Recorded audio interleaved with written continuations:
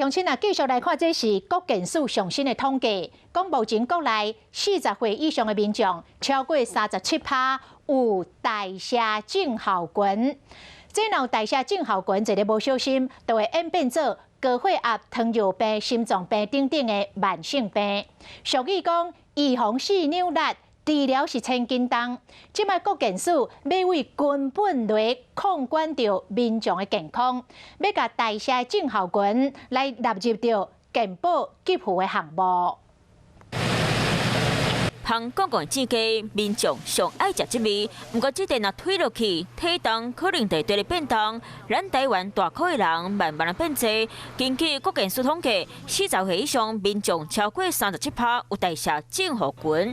全台湾有71万人面对三高，长期坐油、坐糖、含坐盐，加上爱食薰啉酒，佮无爱运动的人，就要注意啊！若佮无强喙去运动，一个无张弛，就会变做代谢症候群。今晚国健署要来顾民众的健康，要甲代谢症候群入去健保给付的项目。代谢症候群的计划就是预计就是收入大概20岁到64岁左右的民众。 那你本身可能就是到基层诊所去做一些筛检，发现你有代谢症候群呢，去控制你的三高，包括了饮食、运动，甚至说一些药物的介入治疗。为改变生活惯习，每礼拜运动3摆，而且每摆要维持30分钟以上。另外，加补充纤维质、菜色果子、油、盐、糖较少的，该当顾健康。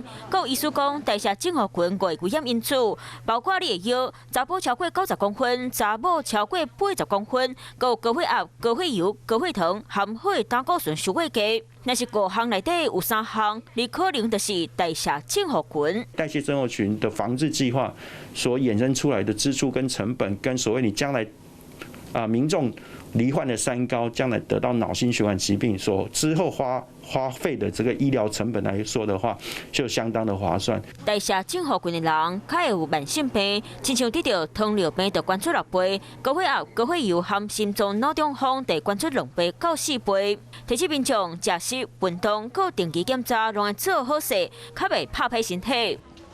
Hello， 大家好，我是乃瑜，要教给大家2个任务。第一个，华视新闻的脸书专页，你按赞了吗？还有华视新闻的 YouTube 频道，赶紧订阅起来，还要记得按赞，开启小铃铛哦。